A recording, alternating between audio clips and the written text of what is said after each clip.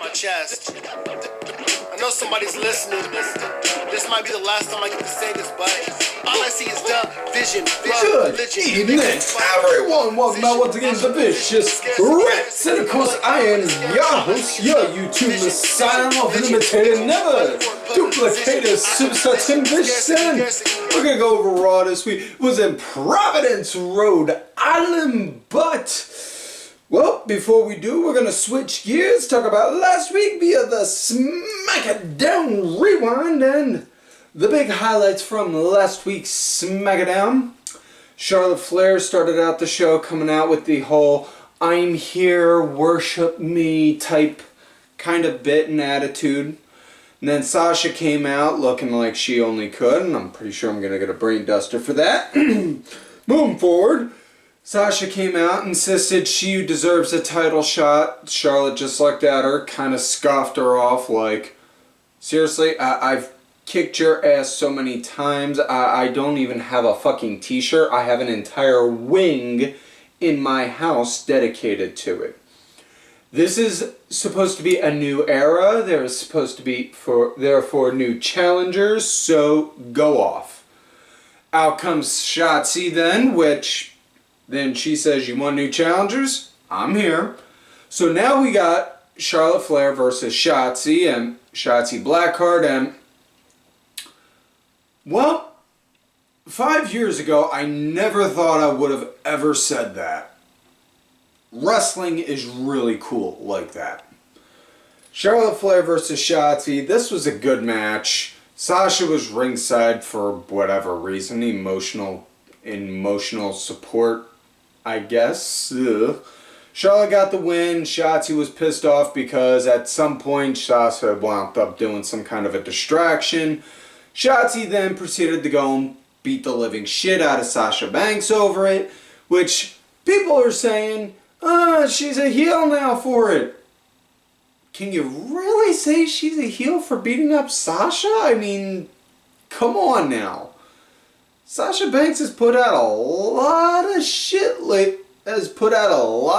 to make you just think, you know, that girl deserves to get her ass whooped for that.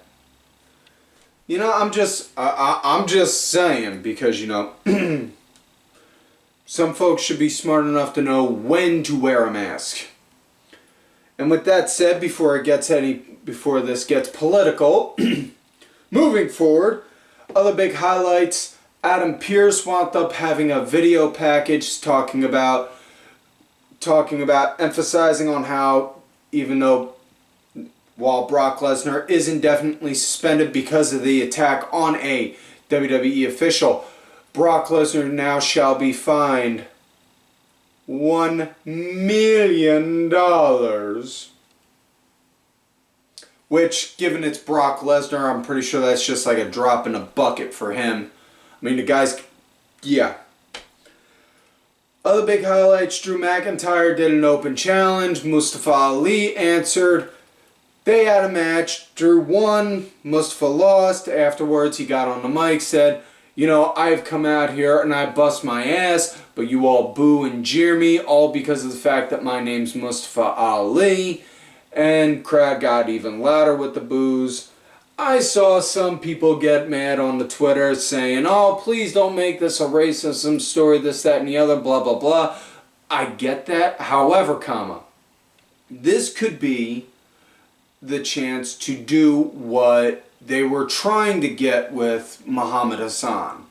Now, hear me out on this, because the Muhammad Hassan arc, it started out good in the sense of, you know, my uncle came to this country, my uncle came to this country, he started up a shop, people were all nice and good with him, and then you all turned your back on him. You all jeered, booed, and hissed at him. You all now give him the side eye and all that jazz.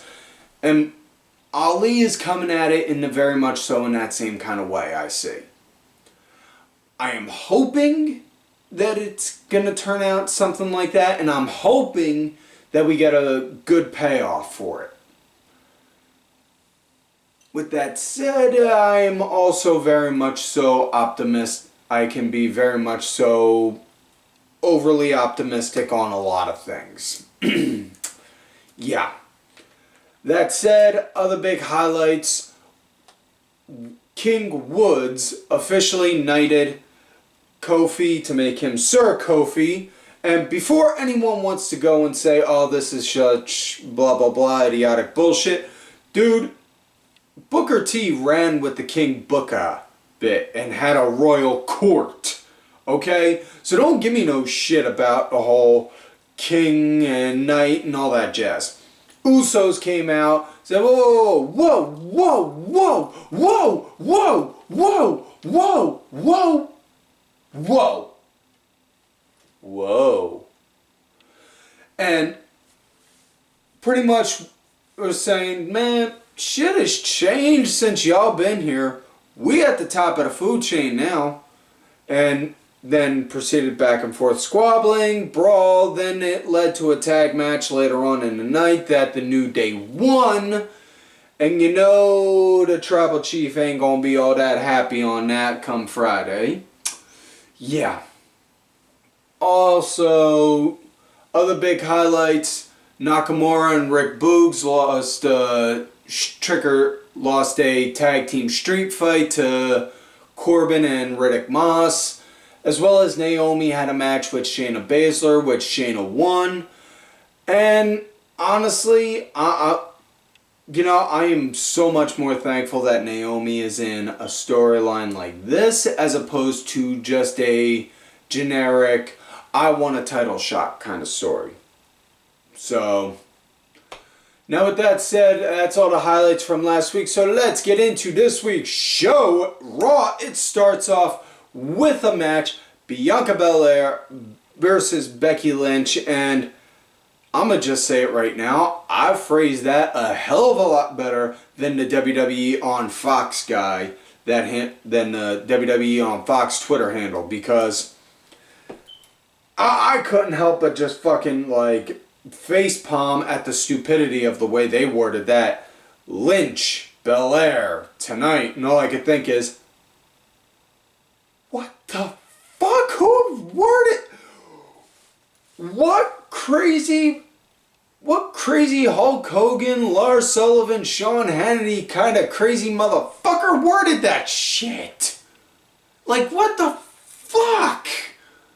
Oh, God almighty.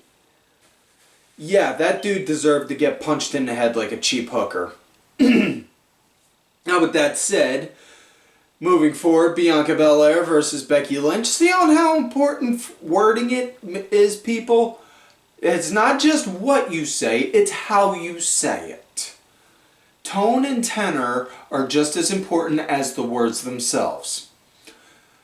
Now, Bianca, she was leading at the start of the match. Becky started leading for a short bit in the post break, but Bianca was really kind of more so for the nah. This is my shot, my chance, I want the belt kind of match. And this was really good and solid. I was fucking loving it. I loved it. Especially the ending, which is going to be a shock for those that know me. Yes, those that know me know I do not like roll-ups. Now, the match had a roll-up finish, however, here's on how it came to be. Good back-and-forth action. Back and forth with each other. Both girls going all out with each other. Bianca's got Becky Lynch up, holding her propped for the KOD. Becky Lynch holding on to the ropes for dear life. Doesn't want to let go because if she does, she knows she'll lose. She's holding on, gripping it for dear life. Grabs the turnbuckle. The turnbuckle then comes off. The referee sees it. It's like, what the? Oh, come on now.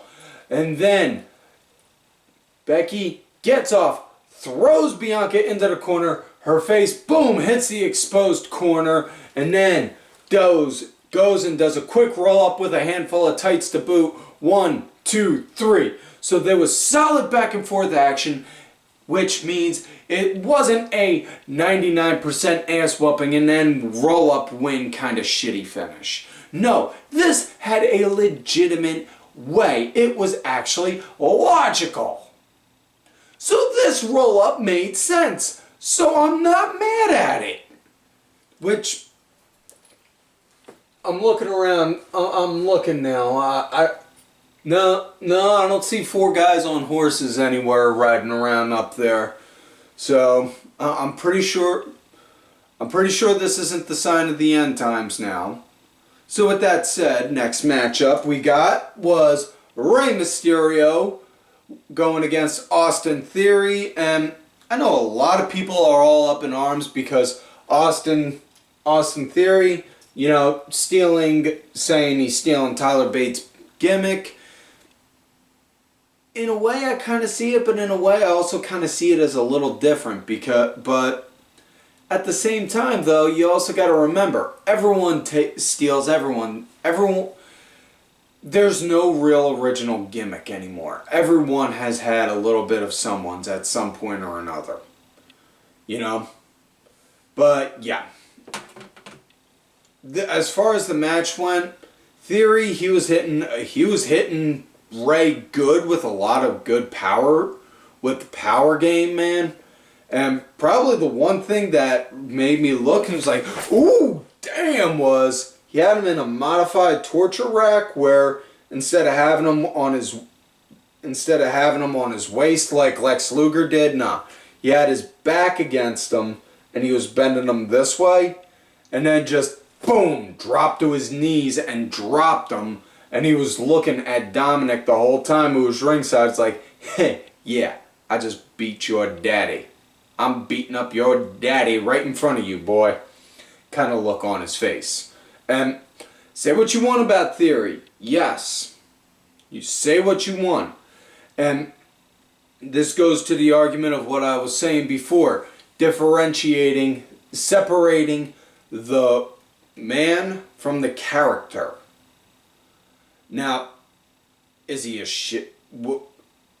Say what you want about Theory, about with the whole Snapchat minor thing. Yes. Do not condone that. I'm completely against that. However, we'll say this. Character-wise, in-ring-wise, good. That's about all I can say on that. Now, this was a really damn good match. I liked it. It came to an end when, at one point, Theory hit a basement drop kick onto Dominik, and then Rey started to pick up a comeback, got Theory on the ropes. As Rey was winding up, hitting the ropes for the 619, as he was running backwards, Dominik, boom! Jab slapped Theory right in front of the ref, and the ref's just looking like, what the fuck? Why would you do that right in front of me? Stop! Rey, stop! I gotta ring the bell. DQ finish. So, Theory gets the win via disqualification, and Rey and Dominik are looking like, what? More to the point, Dom, really? You're gonna look and say what? Like you're confused? Dude, you're the one that did it. Right in front of the ref. You cannot tell me this is a rookie era, especially given you know, your family background. And I'm saying family background because I still stand by the idea of Eddie being your poppy. That said, next matchup, women's tag action. Nikki A.S.H and Rhea Ripley going against Carmella and Zelina Vega, also known as the reason why I have a cardiologist on standby. This match came to be because it was a backstage segment, squabbling back and forth, and I will say this, while some people are not for Zelina, or Queen Zelina, as she's now going as, with the whole royal accent now that she has. Again, I defer back to King Booker. You know, Booker T, man, King Booker had the most royal of accents, And nobody, you know, and it fucking worked. It goes to what I said before. If the performer believes in the character enough and sells it good enough, it'll fucking work. Another good example, other than King Booker, this is a throwback, fucking Dusty Rhodes with the polka dots. You know? So yeah, as far as the match went, the baby faces that were leading into the break, but probably the funniest part was at the start when Carmella was getting the face mask put on. You see Zelina Vega standing up against Rhea Ripley, and you're just seeing the height difference here, and all I can think is, this really looks like the little baby sister arguing with the older grown-up sister right here. Of course, I wouldn't know. I only got one sister, so... But, yeah, you could see... If you get the reference on what I'm getting at, it's the younger sibling arguing with the older sibling kind of thing, and I was fucking, like, laughing just looking at that because throwing a couple shots and then, yeah, Rhea's just like, no. Wham! And took her down. Yeah. Anyways, as far as the match went, Carmella wound up becoming the punching bag post-break. There was a lot of, a lot of hoopla. Nikki wound up getting in, working the tail end of the match. Match came to an end though when surprisingly it was excuse me. It was Nikki wound up getting hit with a code red. Sorry, I kind of brain farted there for a minute.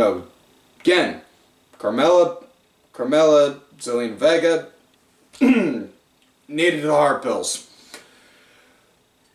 Nikki wound up getting hit with a code red via Zelina, and 1, 2, 3, that was it. So, yeah.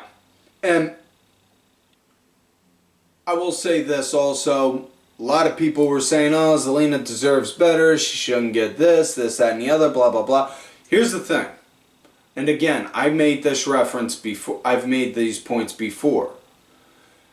If a talent is really that unhappy, and if they did not want to be there, even if they asked for a release and got told no, there is seriously nothing stopping them from picking up their bags and walking out the door. If they are honest to goodness that unhappy. They're choosing to stay there. They want to be there. So yeah.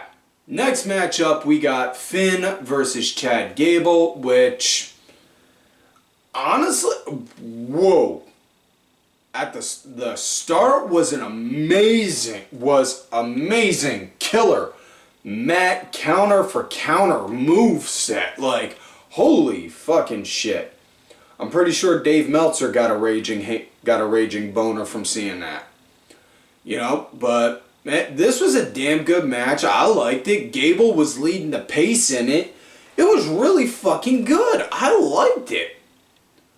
Match came to an end. Finn wound up hitting it. Wound up countering the superplex with a fucking roll-up. Yeah. This goes... So, I'm going to chalk this up to a rule of alchemy. In order to obtain, something of equal value must be given.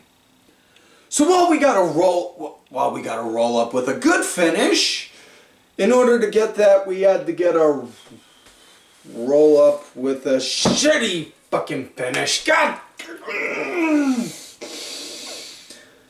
Remember your blood pressure? Remember your blood pressure, man.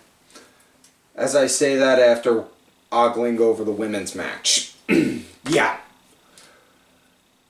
Yeah. So next matchup we got another tag match. Street Profits going against Roode, Ziggler, and Riddle and Orton are ringside, and they come out to a whole new entrance music, which just fucking slaps, and I'm just like, God damn. Listen, I am not for Riddle and Orton as a team, but god damn, that entrance music fucking hits. Like, dude, fucking jam to that shit. God dog.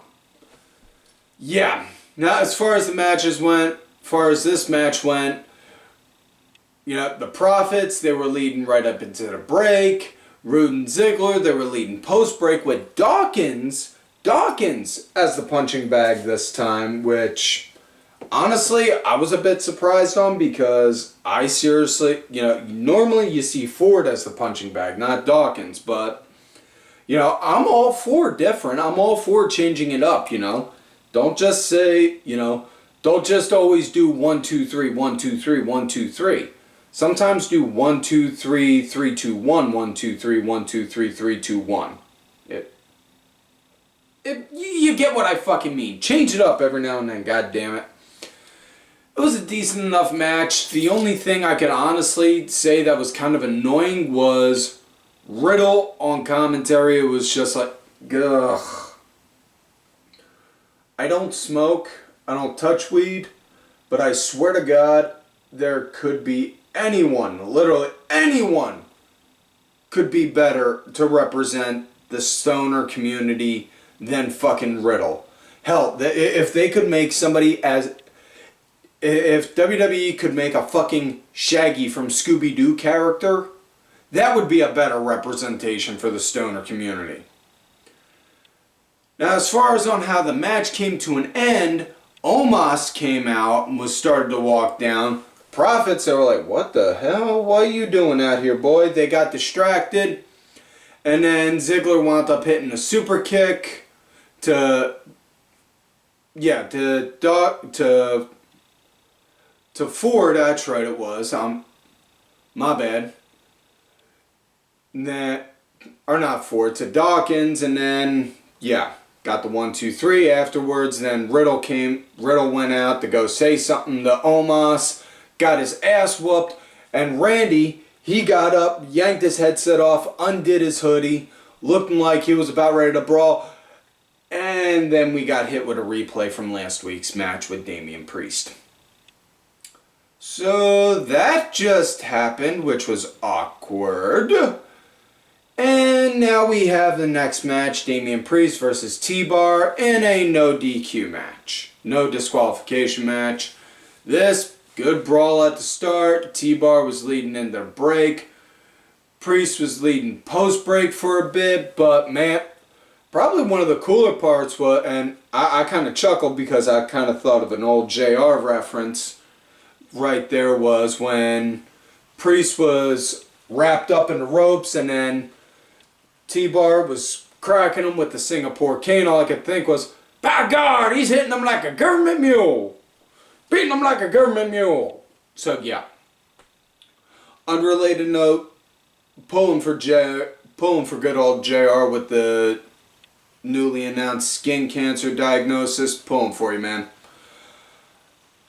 And yeah, this was a damn good match. I liked it. Match came to an end when after that, Priest got out, started beating the shit out of T-Bar, threw a couple chairs at him, and then hit him with a choke slam to the outside onto a table, drug him back in, and then hit him with the Reckoning. 1, 2, 3. That was it. Yeah. Now I know a lot of people are saying, T-Bar should go back to being Dominik Dijakovic. He deserves better. He shouldn't be this. Okay, yeah. We'll give you the benefit of the doubt. Yeah, you're right. But it's not like he can go and be T-Bar this week and then next week go right back to being Dominik. You know, not only that, we got 2 Dominiks on the show then. And we know that's a Vince thing. He's not going to have 2 guys with the same name running around like that. So, yeah. Either way, now we come to main event of the night. Big E versus Kevin Owens, and this came to be from a segment earlier in the show where Seth was talking about on how he's the #1 contender, he's going to have his shot when he's good and ready. Big E then came out and said, you know what, you want to talk about on being ready, I'm ready, so I'm issuing a challenge to you now. Seth said, nah. I'm not nowhere near 100% after that match from last week. I'll get to you when I'm good and ready, and then I will be the face of Monday night. Kevin Owens came out and said, you two want to argue about who's being the face? I've been here, will be here, and I want a shot against you, Big E, tonight. So now we come to this match. KO, he was leading at the start. Really good, solid back and forth with it. I dug the shit out of this match. This was, excuse me, in Big E's own immortal words, this was meat, slapping meat all over the place. You know, you can have your 60-minute Broadways, and you can have your 5-star matches, but what Big E wants is two big old meaty guys having meat, slapping meat. That's exactly what this was. This was meat slapping meat action right here. And yeah, now that I'm pretty sure I've made enough masturbation references in one match, this was a decent enough match. I dug the shit out of it, and I gotta honestly say the show was really good on a whole tonight. I really hope that we get more good shows like this down the road. You know? And match came to an end with Seth, who was sitting ringside watching. Big E went to go for the big ending. Owens got out, threw Big E into the corner. Ref was checking on him. Seth then, wham, threw a punch. Good right hook over onto E. Down on the floor. Owens looking all confused like, what? Goes for a cover, 1, 2. And then Big E rolls it over into a crucifix. 1, 2, 3. So, is it a roll-up? Yes, but, you know, god damn it, they put on a hell of a show. And it was good back and forth, so I'm about 30% hot on that for a roll-up finish. Especially with the post-match, it was KO saying, oh, whoa, dude, listen, I don't know what you're thinking. I wasn't for that. I didn't know what was going on.